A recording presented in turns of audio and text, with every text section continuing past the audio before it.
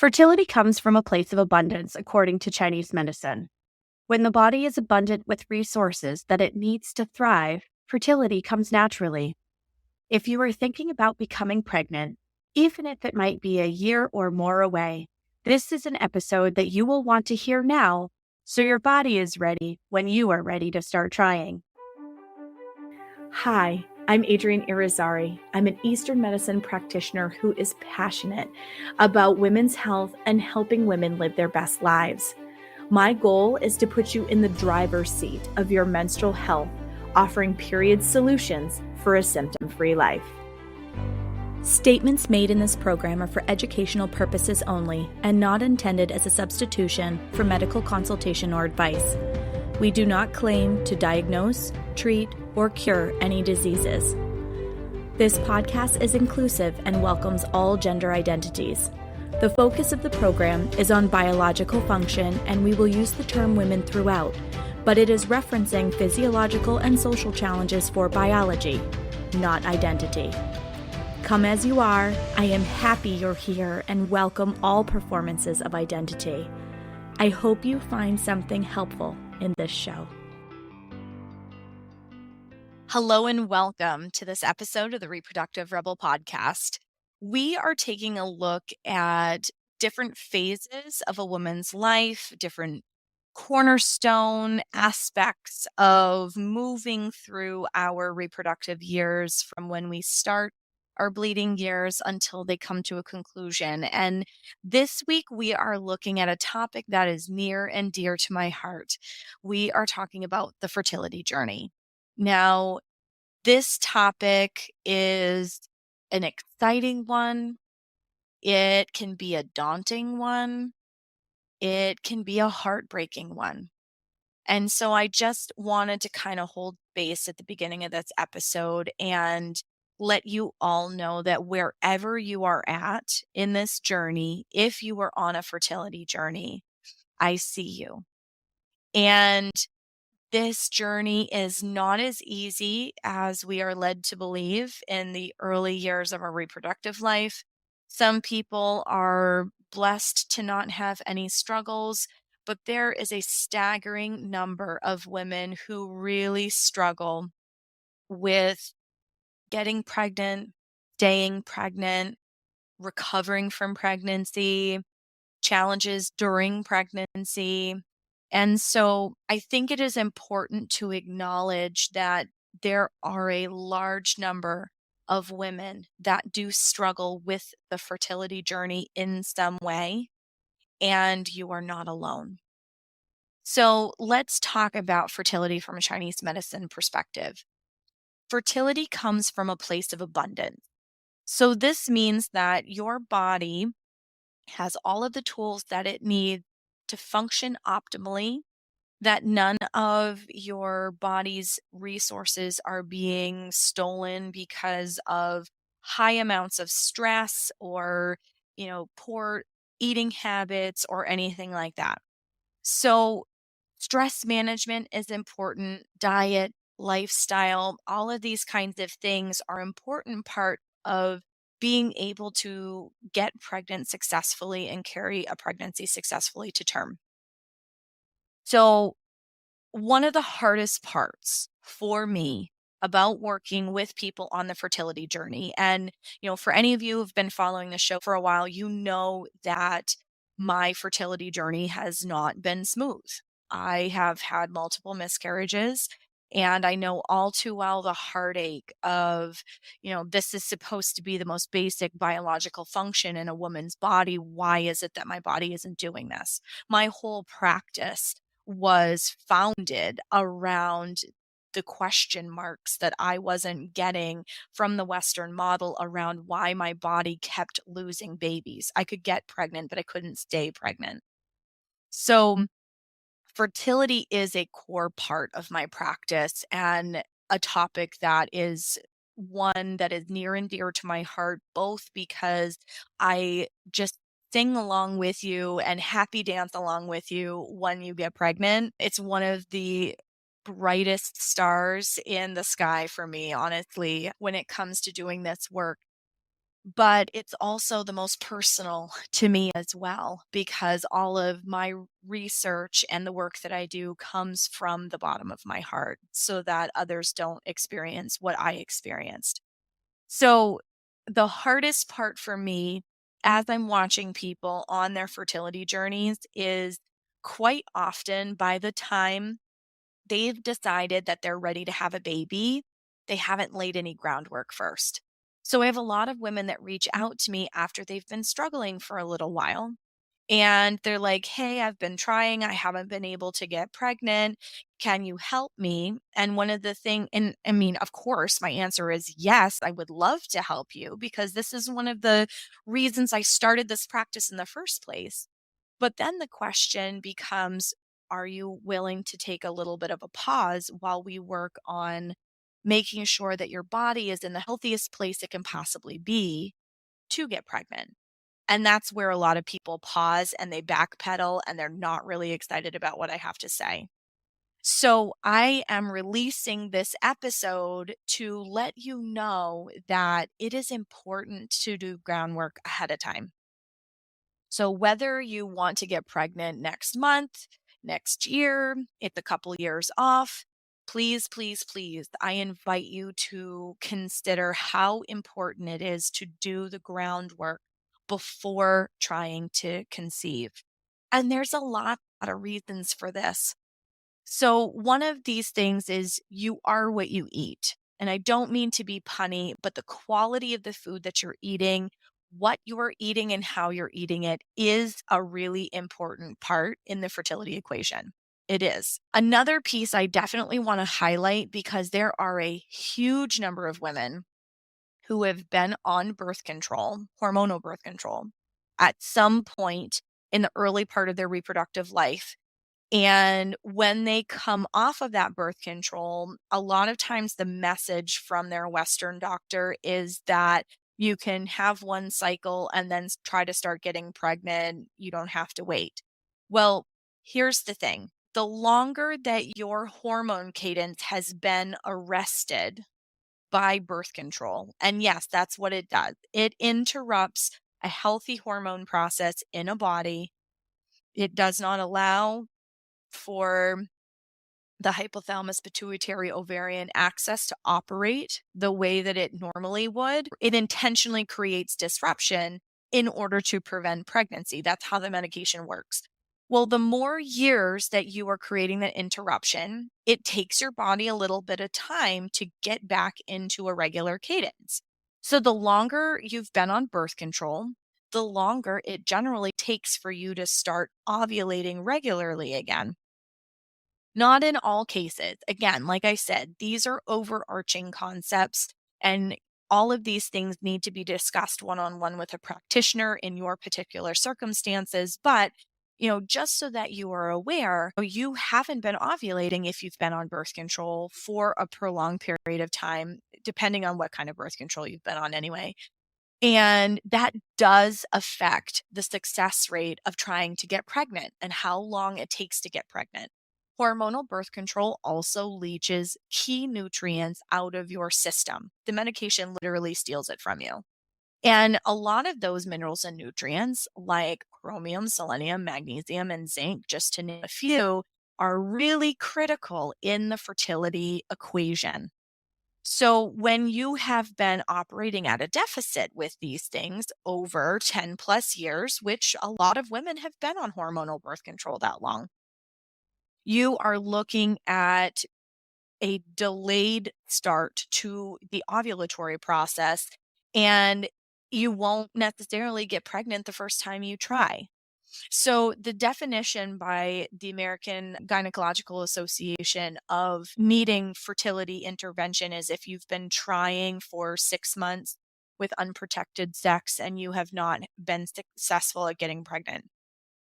Well, what's not factored into that equation is, have you been on birth control for 10 years? Well, there's a high likelihood that you're not ovulating by the time you reach that 6 month mark. You might not have even had one full ovulatory cycle at that point.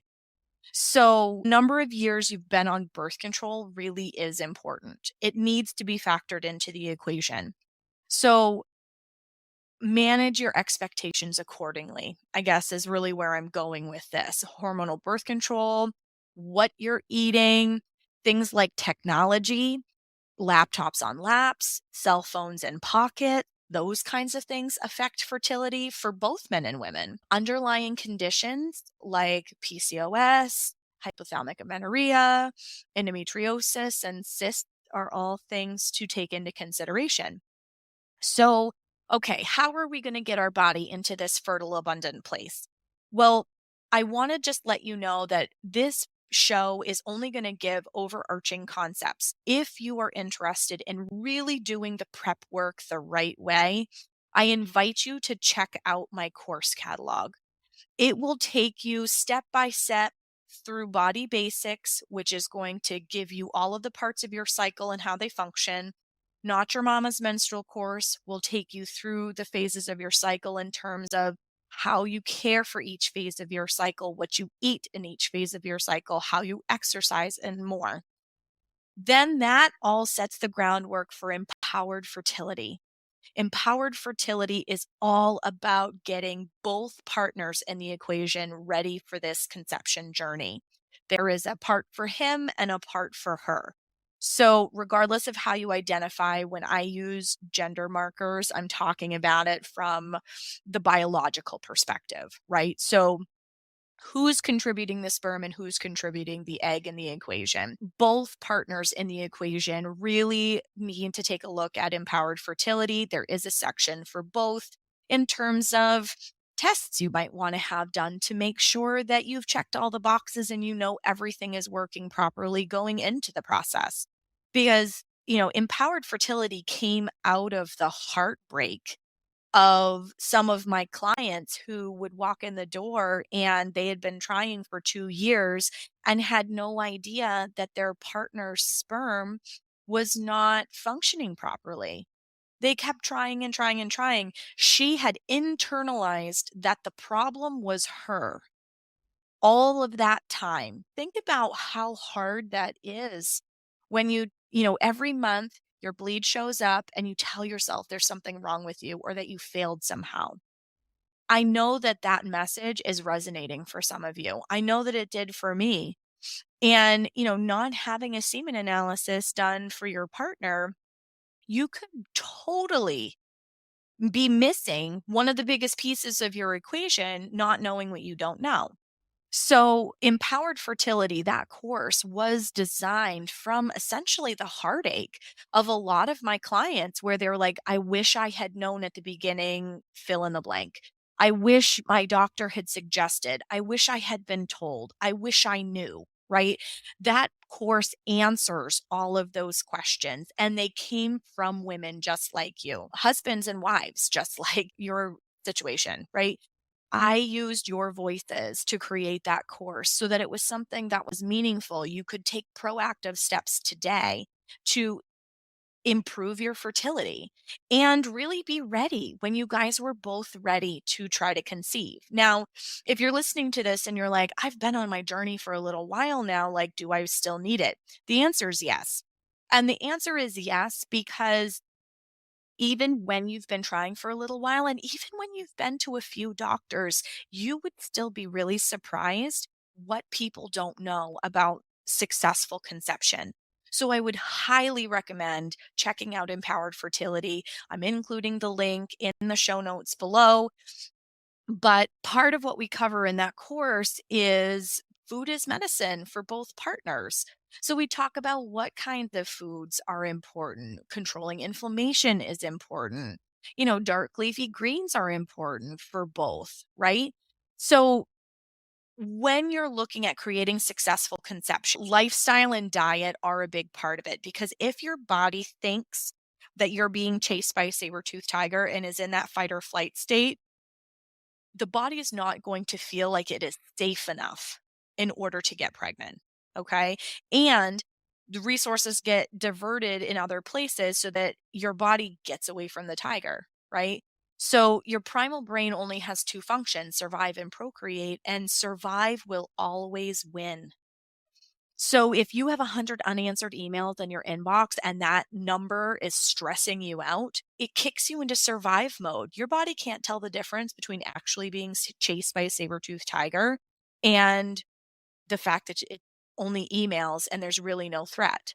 You have the same biochemical response that happens in your system. And if your brain is stuck in survive, it will be unable to procreate. All right. So, lifestyle, folks, I cannot stress enough, even for both partners. It doesn't matter. Both partners, stress management is critically important.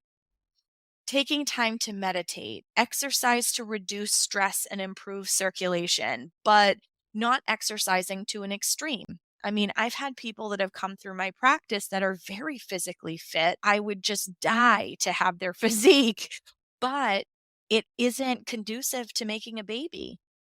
So, exercise should energize. It shouldn't deplete you. And if you're feeling absolutely exhausted after your workouts or you need pre-workout in order to function properly, then you're exercising outside of the parameters of what your body has energy for. So you want to exercise to energize because it reduces the stress equation. It improves circulation. Circulation is important in terms of healthy gamete development, reducing alcohol intake, being mindful of how you use technology. All of those kinds of things are really important in terms of the health and wellness of both partners. So, being mindful of what you're eating, how you're eating it, how is your digestion? What does your cycle look like? So, if your cycle is 28 to 30 days, fresh red blood only, there's no PMS beforehand. There's no exhaustion that hits you. It's normal to be a little fatigued during your period, but not mind-numbing exhaustion where you have a hard time to function and get out of bed. If you are not seeing any clots, if you are not having any cramps or brown blood, and your period is arriving every 28 to 30 days, then you're probably in a position that you could consider trying to get pregnant. But let me let you in on a little secret. The vast majority of people in Western culture don't have that cycle. And that's normal, unfortunately. And a lot of it has to do with the fact that our world is moving faster than it's ever moved before.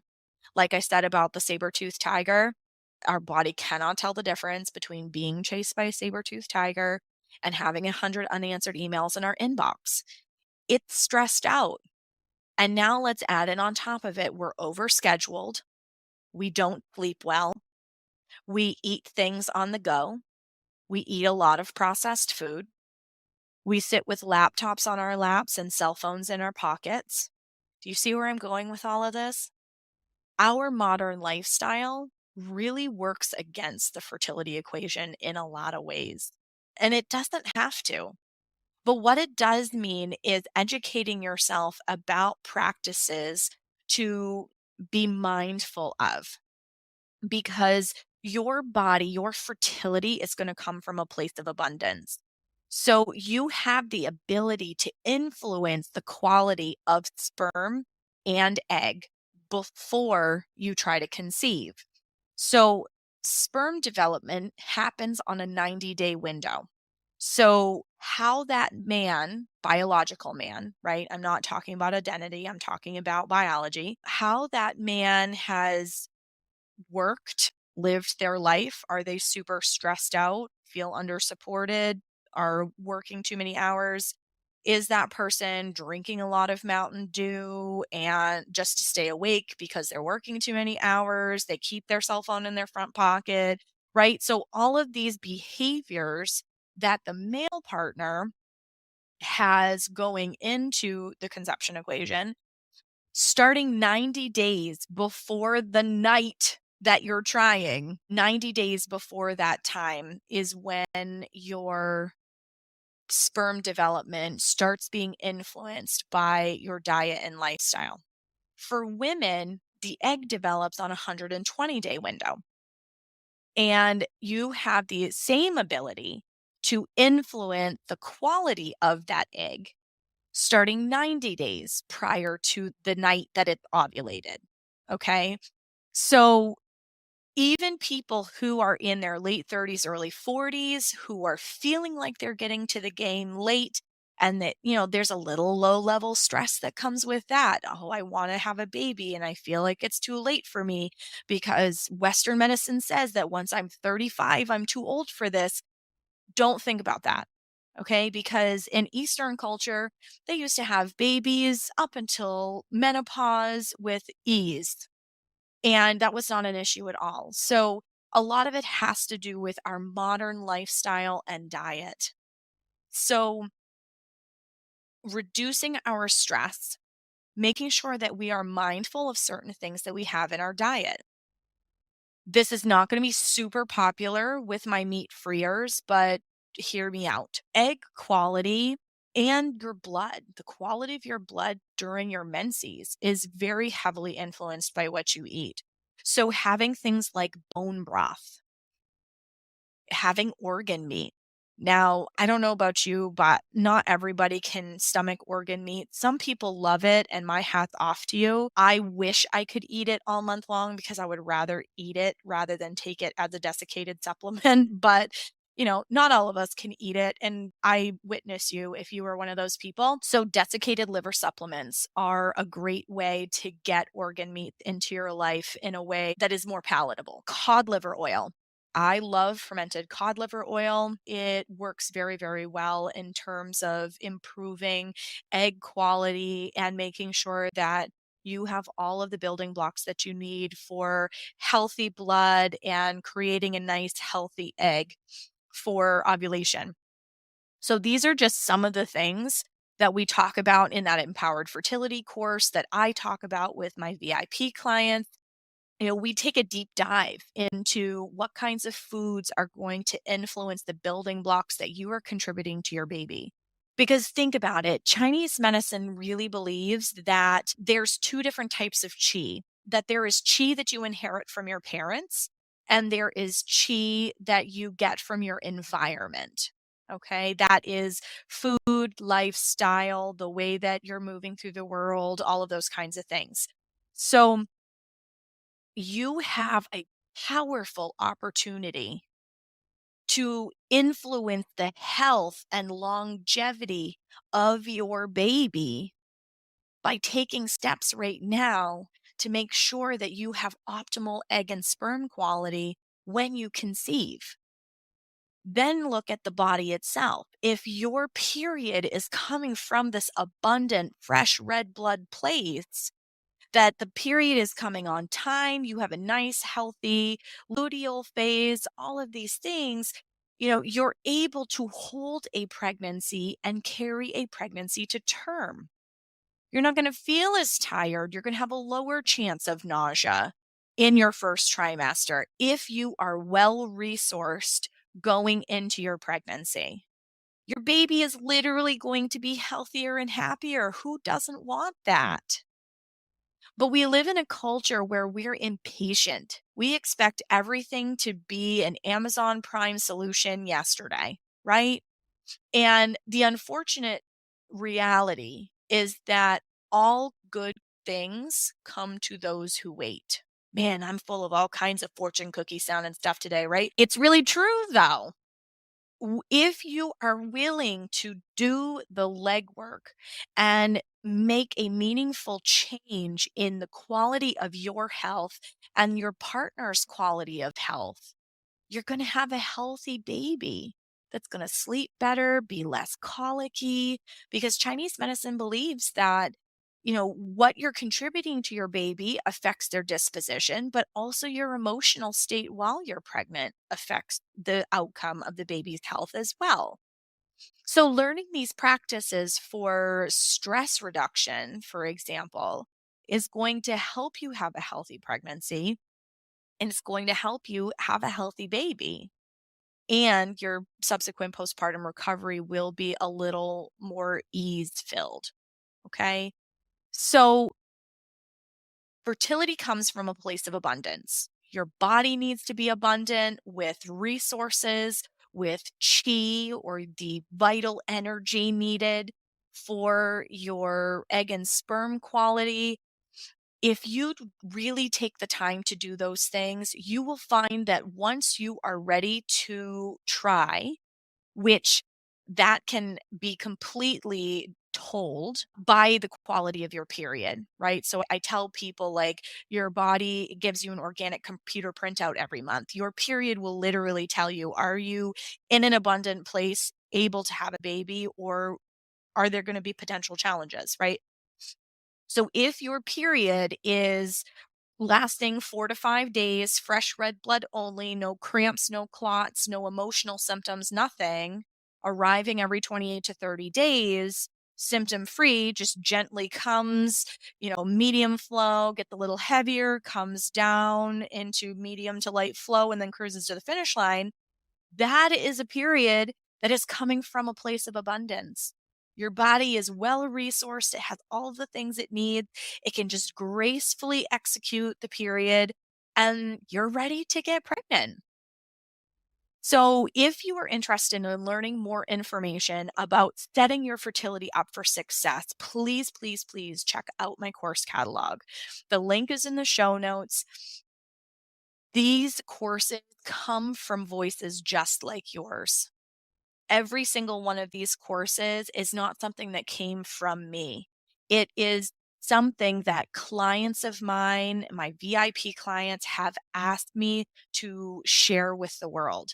I wish I knew before I started trying, fill in the blank.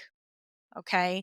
That is what empowered fertility is. It is to put you in the driver's seat of your fertility so that when you're ready to try, it is not a long, arduous journey to get that happy, healthy baby in your arms.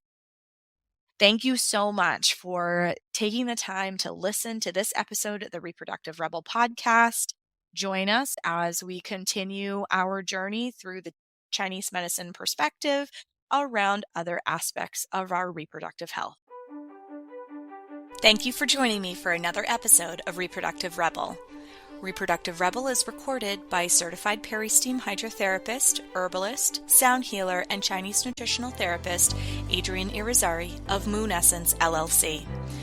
If you are interested in setting up an appointment with Adrienne for one-on-one support, ordering from our store, or checking out our course offerings, visit our website at moonessence.life.